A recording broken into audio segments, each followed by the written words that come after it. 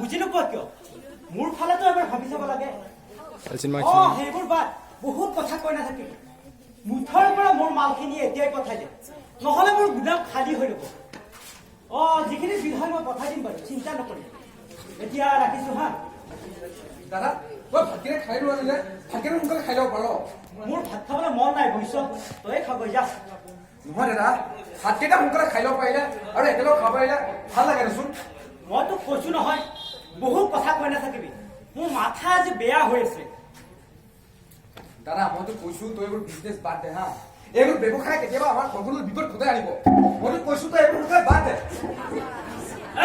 মনে মনে থাক তহঁতে ক'ৰ পৰা খাব পাইছ ইমান ধুনীয়াকৈ পূজা চকা কৰিব পাৰিছ ইমান ডাঙৰ এটা ঘৰত থাকিব পাৰিছ ইয়াতকৈ আৰু কিবা লাগে দাদা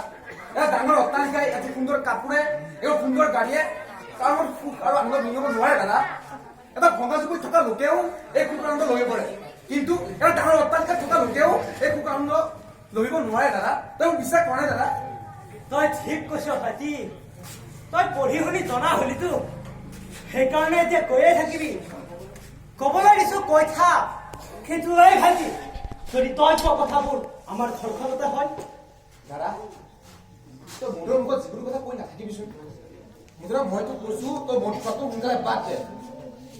মদ নাখালে মোৰ কিবা হ'ব ন দাদা মইতো কৈছো তই মদ খোৱাটো সোনকালে বাদ দে যা তই এতিয়া ভিতৰলৈ যা মোৰ ভিতৰত যাবৰ সময় নাই মোৰ বাইকৰ চাবিটো ক'ত আৰু তই এতিয়া যাবিনো ক'লৈ মোৰ বহুত জৰুৰী কাম আছে তাৰ পৰা আহি ভাত খাম থাকিবি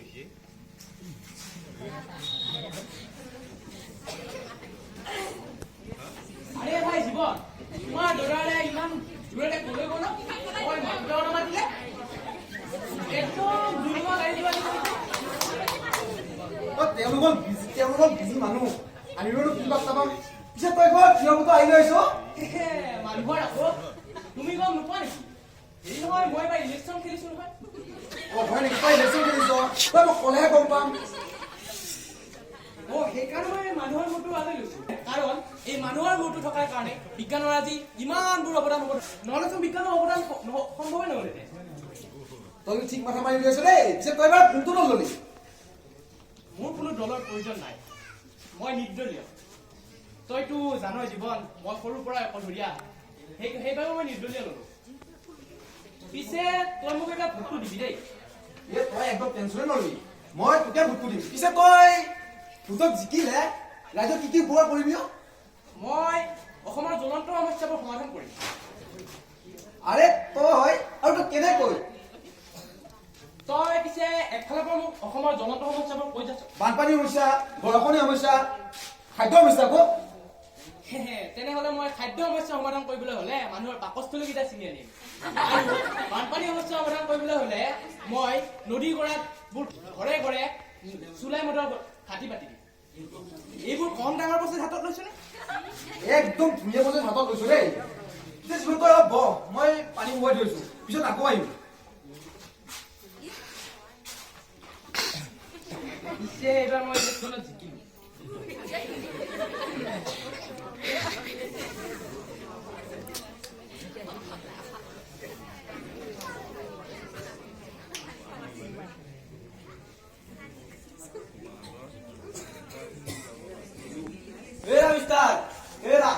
বাহিৰত ইমান বাৰৰ পৰা কলিং বেল বজাইছো শুনা নাই নেকি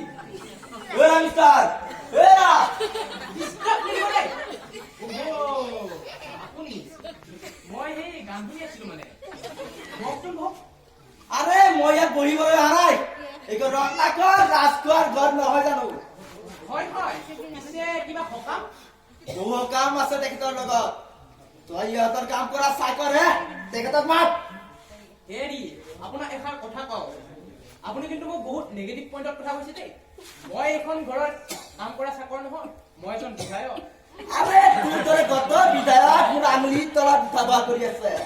মাত তাক মাত ৰ'ব মই মাতি দিছো জীৱন জীৱন জীৱনক মাতিলি যে মই ৰত্নাকৰক বিচাৰিছো তাক মাত সি নাই একদম জুনুব গাড়ী যোৱা দি ক'ৰবালৈ ওলাই গ'ল জুনুমা গাড়ির দরে নহয় এবার তার সালা খাটু উড়াই দিম বুঝলি ও আপোনাক চিনি নাপালো যে চিনি পাবা আর চিনি পাবলৈ বেছি সময় নালাগে তুমি রত্নাকর রাজকর বাজার নহয় জানো অ হয় হয় পিছে তেখেত এতিয়া ঘৰত নাই নহয় ক'ৰবালৈ ওলাই গৈছে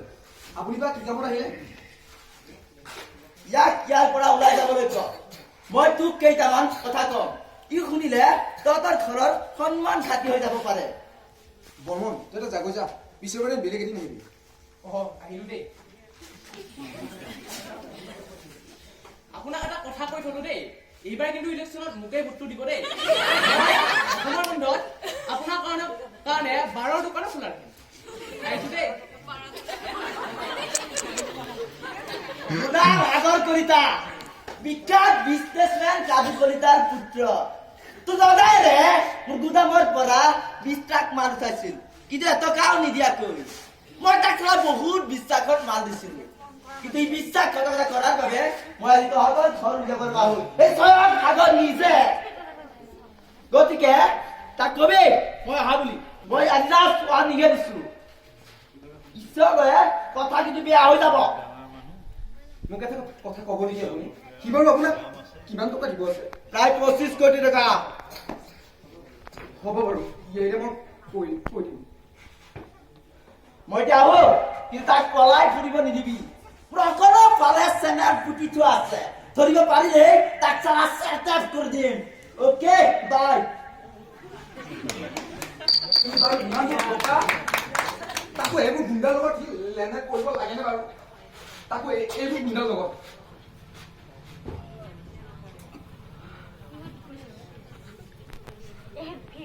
হয় ভাইটি তোৰ কি হৈছে ভাইটি তোৰ কিয় এনেকুৱা হৈ পৰিছে কি হৈছে ভাইটি তোৰ নাই দাদা বেয়া একদম ভাল নহয় মোৰ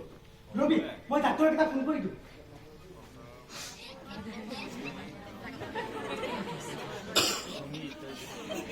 মই ৰত্নাকৰ ৰাজকীয় কৰোঁ আপুনি অতি সোনকালে আহকচোন ভাইটি কিবা এটা হৈছে হ'ব ৰাখিছোঁ দাদা তোক এজন বিচাৰি মানুহ আহিছিল কোন আহিছিল বিখ্যাত বিজনেছমেন কাজু কলিতা পুত্ৰ সাগৰ কলিতা সি কিয় আহিছিল তোক কিবা কৈছে নেকি সি বোলে তোৰ পৰা 20 ট্ৰাক মালৰ 25 কোটি টকা পাই সোনকালে দিব কৈছে নহ'লে আমাৰ ঘৰখনৰ অমংগল সদায় দিব হ'ব বাৰু সি নেক্সট বাৰ মই নোহোৱাত আহিলে কবি তাক মই এসপ্তাহৰ ভিতৰত দি আছো দাদা তই মোৰ ইমান কিয় দিছ বাৰু হা কিয় দিছ মই তোক অনুৰোধ কৰি কৈছো দাদা তই মোৰ লাহে লাহে কমাই দে দাদা কমাই দে হ'ব মোৰ ভাত ৰেডি আছে নে ৰেডি আছে তই খাব যা